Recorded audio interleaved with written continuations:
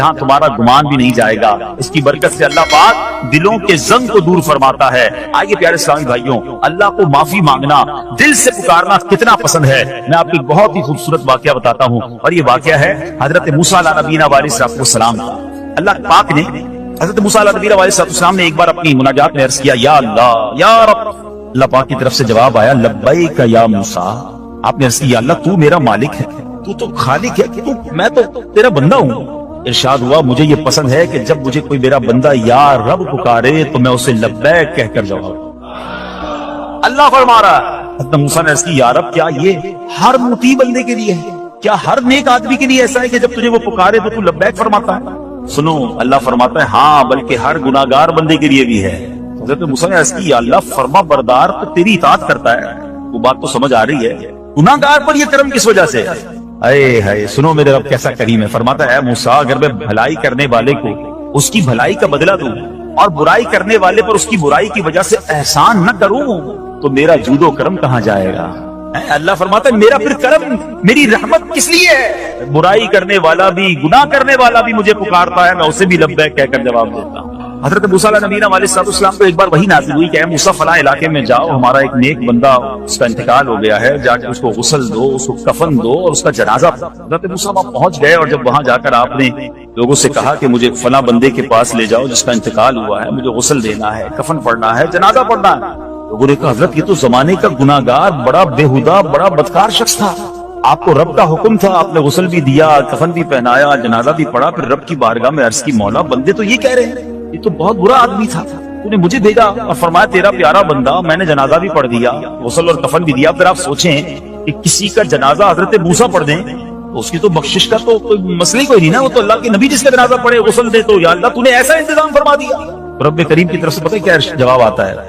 اللہ فرماتا ہے، اے موسیٰ بندے سچ کہتے ہیں، یہ بندہ واقعی بڑا گناہگار ہے. جو علاقے والے شہر کے لوگ کہہ رہے ہیں نا، ٹھیک کہہ رہے ہیں، یہ بندہ تھا ہی ایسا. کہ اللہ جب اتنا گناہگار تو اتنی بڑی مہربانی کس وجہ سے؟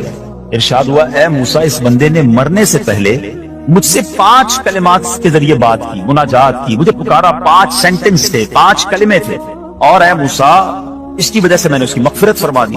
حضرت موسیٰ کہتے ہیں، یا اللہ وہ 5 کلمے تو بتا دے. وہ 5 کیسے جملے تھے کہ علاقے میں سب سے مشہور بدکار اور اس کا انتقال ہو تو رب مغفرت بھی فرمائے اور اپنے نبی کو فرمائے جا کے جنازہ پڑھو. تو آپ نے کہا، یا اللہ وہ 5 کلمات بتا دے. آپ کہتے ہیں کہ 5 کلمات سنیے گا. ایکچولی جو بات سمجھنی ہے نا، استغفار ہے کیا، معافی مانگنا ہے کیا، توبہ کیا ہے. اللہ فرماتا نا کہ ہم نے سنا کہ جو بندہ اللہ سے استغفار کرتا ہے اللہ اسے دیکھ کر مسکراتا ہے. اس کی وجہ یہ کہ بندہ رب کی بارگاہ میں اپنے آپ کو سرنڈر کرتا ہے، اپنے گناہ یاد کرتا ہے، اپنی کم مائگی کا اظہار کرتا ہے. وہ کہتا ہے الندم التوبہ، شرمندگی توبہ. شرمندہ ہو جائے نا انسان. دنیا میں پتہ کیا معاملہ ہے، ہم کسی عدالت میں جا کر کہتے ہیں ہم نے جرم کیا، اقبال جرم، ٹھیک ہے، تو کیا ہوتا ہے، جج کہتا ہے پھر اس کو گرفتار کرو اور سزا سناؤ. بندہ خود ہی مان رہا ہے، گواہوں کی ضرورت کیا ہے. دنیا کی عدالت میں اقبال جرم پر سزا ملتی ہے. میرے رب کی رحمت کی عدالت دیکھو، بندہ وہاں جا کر اقبال جرم کر لے، شرمندہ ہو جائے، معافی مانگ لے، اللہ اس کے سارے گناہ معاف فرما دے. یہ فرق ہے دنیا والوں میں اور رب کی عدالت میں. سبحان اللہ. وہ حضرت موسیٰ کہتے ہیں، یا اللہ وہ 5 کلمے بتا. اور بتائے گئے تو وہ 5 کلمے سنیے گا ذرا. وہ بندہ کہتا ہے مرنے سے پہلے، اے رب تو جانتا ہے میں نیکوں سے محبت کرتا ہوں اگرچہ خود نیک نہیں ہوں. یا رب تو جانتا ہے میں فاسقوں سے بغض رکھتا ہوں اگرچہ میں خود فاسق ہوں. سمجھ رہے بات؟ اے اللہ نیکوں سے پیار کرتا ہوں، مجھے پتا ہے میں خود نیک نہیں ہوں. میں گناہ گاروں سے نفرت کرتا ہوں حالانکہ میں خود بھی گناہ گار ہوں. کہیں بھی اپنی بڑائی نہیں ہے، میں گناہ گار، میں بدکار، مگر اللہ میں پیار کرتا ہوں نیک لوگوں سے. تیسرا جملہ کیا تھا؟ یا رب اگر مجھے معلوم ہو جائے کہ میرے جنت میں داخل ہونے سے تیری ملکیت میں کوئی کمی آ جائے گی، اے اللہ میں تجھ سے پھر جنت کا سوال کرنا چھوڑ دوں. مجھے یہ پتا ہے یا اللہ تو نے مجھے جنت میں داخل کیا نا، تیری جنت میں کوئی کمی نہیں آئے گی، بہت بڑی ہے، اب مجھے داخل بھی کرنے سے تیرا کچھ نہیں جائے گا. اگر کچھ جاتا ہوتا تو یا اللہ میں جنت تیرے سے مانگنا چھوڑ دیتا. چوتھا جملہ کیا ہے؟ اے رب اگر مجھے معلوم ہو جائے کہ مجھے جہنم میں داخل کرنے سے تیری ملکیت میں اضافہ ہو جائے گا تو میں پھر جہنم سے پناہ نہیں مانگوں. یعنی اگر تو تیرے ملک میں تیری شان میں اضافہ ہو رہا ہے مجھے جہنم میں ڈالنے سے، پھر تو میں نہیں کہوں گا تجھے کہ جہنم سے نکال. اگر مجھے پتا ہے تو پہلے ہی مالک ہے، تو پہلے ہی خالق ہے، سب کچھ تیرا ہے، مجھے جہنم میں ڈالنے سے تیری کوئی ملکیت میں اضافہ نہیں ہونا. اور آخری بات کیا کہتا ہے؟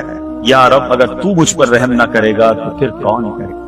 اللہ فرماتا ہے اے موسیٰ میں نے اس پر رحم کیا, یہ میرے کرم کے لائق تھا, میرے کرم کے لائق نہیں تھا کہ میں اسے ناکام لوٹا دیتا. جب اس لیے کلمات کہے تو میں نے اس سے درگزر فرمایا, اس کی مغفرت فرما دی, اور میں ہی بخشنے والا مہربان.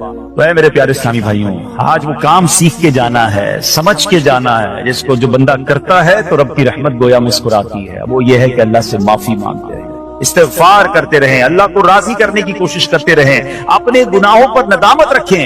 یہ جو معافی مانگتا ہے نا, اللہ اسے بہت پسند فرماتا ہے. حدیث پاک میں آتا ہے التائب من الذنب کمن لا ذنب له, گناہوں سے توبہ کرنے والا ایسا ہے جیسا اس نے گناہ کیا ہی نہیں ہے. اچھا, اب ایک اور بہت پیارا عمل جس کو دیکھ کر اللہ مسکراتا ہے, وہی میں نے تفسیر بتائی کہ اللہ کی رحمت راضی ہو جاتی ہے اور اللہ کی رحمت برستی ہے, رب راضی ہو جاتا ہے. نبی پاک علیہ السلام نے فرمایا 3 بندے ہیں اللہ پاک انہیں دیکھ کر مسکراتا اور کیا ہوتا ہے, فرمایا اور بہت خوش ہوتا ہے. اب وہ 3 بندے کون سے ہیں, چیک کرنے ہم ان میں ہیں کہ نہیں. فرمایا نمبر 1, وہ بندہ جو رات کو اٹھے, بستر چھوڑے, اچھی طرح وضو کرے, پھر نماز پڑھنے کھڑا ہو جائے, اسے دیکھ کر اللہ پاک فرشتوں سے فرماتا ہے اے فرشتوں بتاؤ میرے بندے کو نیکی پر کس نے اکسایا ہے. فرشتے عرض کرتے ہیں مولا تو بہتر جانتا ہے. اللہ پاک فرماتا ہے ہاں میں جانتا ہوں مگر تم مجھے بتاؤ.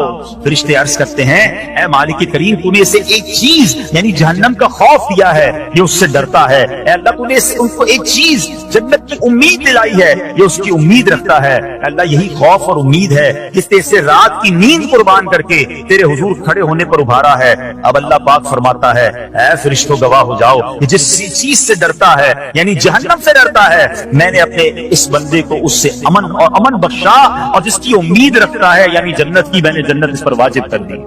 رات اٹھ کر جب دنیا سوئی ہو بندہ اٹھ کر تہجد کی نماز ادا کرے, اللہ کی بارگاہ میں آنسو بہائے, اللہ فرشتوں کے سامنے گویا فخر فرماتا. دوسرے نمبر پر سنو, فرمایا دوسرا وہ شخص جو حق و باطل کی لڑائی میں شریک ہوا, ثابت قدم رہا یہاں تک کہ شہید ہو گیا, یا اللہ پاک نے اسے فتح عطا فرمائی. اللہ اس بندے کو دیکھ کر بھی مسکراتا ہے. جہاد کرنے والے مجاہدین یا تو شہید ہو جائے یا غازی ہو کر لوٹے اللہ کی رضا کے لیے, اللہ کی رحمت ان پر بھی چھما چھم برستی ہے. اور تیسرے نمبر پر فرمایا تیسرا وہ بندہ جو رات کو سفر کرتا ہے, یہاں تک کہ رات کے آخری حصے میں جب کہیں ٹھہرتا ہے تو اس کے ساتھ والے سو جاتے ہیں مگر وہ کھڑا ہو کر نماز پڑھنے لگتا ہے, اس بندے کو دیکھ کر بھی اللہ پاک مسکراتا ہے. اجتماعی عبادت کے بڑے فائدے ہیں, اجتماع میں آنا, محفل میں آنا, دعا میں شرکت کرنا بہت اچھی بات, مگر اپنی عادت ایسے بھی بنائیں کہ کچھ عبادتیں ایسی کریں کہ میں جانوں اور رب جانوں. یہ جو رات اٹھ کر دعا کا لطف ہے, رات اٹھ کر جو نماز پڑھنے کا لطف ہے نا, جب ساری دنیا سو رہی ہے اور بندہ اپنے رب کی بارگاہ میں حاضر ہے. علماء کہتے ہیں دن کے نوافل کے مقابلے میں رات کے نوافل افضل ہیں, کیونکہ رات سکون ہوتا ہے, رات رقت قلبی ملتی ہے. سبحان اللہ, رحمت الہی چھما چھم برستی ہے. ہمیں کیا کرنا ہے کہ رات تہجد کی نماز کی عادت ڈالے. رمضان میں بن گئی تھی نا, ساری کے لیے اٹھتے تھے تو لوگ تہجد پڑھتے تھے. اللہ کرے کہ یہ عادت بن جائے. کبھی کبھی اگر ہر روز نہیں ہو سکتا کم از کم کبھی کبھی کریں. اچھا اگر ایسی کوئی عبادت ہو بھی جائے نا, پھر سب کو بتائیں نا کہ رات اٹھا تھا تو جناب دعائیں بھی کی تو آنسو بھی بہائے. نہیں, کبھی کبھی ایسا کیا کرو کہ میں جانوں اور رب جانے, اللہ سے باتیں کیا. میں آپ کو صحیح بتاؤں, آپ مجھے ایک بات بتائیں, یہ تو آپ نے سن بھی لیا کہ اللہ کی رحمت کس قدر برستی ہے اس پر. زندگی میں بھی جب کبھی ہم پریشان ہوں اور رات نیند نہ, کبھی کبھی ایسا ہوتا ہے پریشانی میں نیند نہیں آتی, کروٹیں بدل رہا ہوتا ہے انسان, اور اس کروٹ بدلتے بدلتے میں آپ کی جب والدہ حیات ہوگی یا ماشاءاللہ جن کے پاس ماں موجود ہے, ماں جیسی ہستی کہاں ملتی ہے. ایک بار اور سن لو, دنیا کی بہت ساری چیزیں میرے اور آپ کے پاس ہیں جو ریپلیسیبل ہیں, جو بدلی جا سکتی ہیں. موبائل فون لیتے ہیں بڑی خوشی سے لیتے ہیں, مگر نیا ماڈل آتا ہے تو لوگ بدل دیتے ہیں. سواری لیتے ہیں بڑی خوشی ہوتی ہے, مگر جب نئی سواری آتی ہے تو ریپلیس بدل دیتے ہیں. ماڈل نیا آ گیا بھائی, اب وہ پرانی لگتی ہے. مگر یاد رکھو ماں باپ چلے جائیں نا, اس کے بعد ماں باپ دوبارہ نہیں بنتے. ان کا کوئی نیا ورژن یا نیا ماڈل نہیں ہے تو ان کی قدر کر لو, ان کی دعائیں لے لو.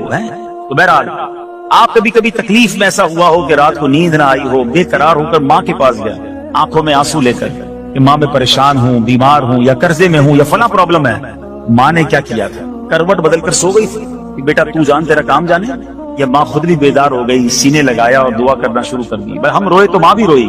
یہ ہے نا ماں. میری تکلیف, ایسا لگتا ہے کہ مجھے کبھی کبھی یہ فیصلہ کرنا مشکل ہوتا تھا کہ تکلیف مجھے زیادہ ہوتی ہے میری تکلیف میں, میری والدہ کو زیادہ ہوتی ہے.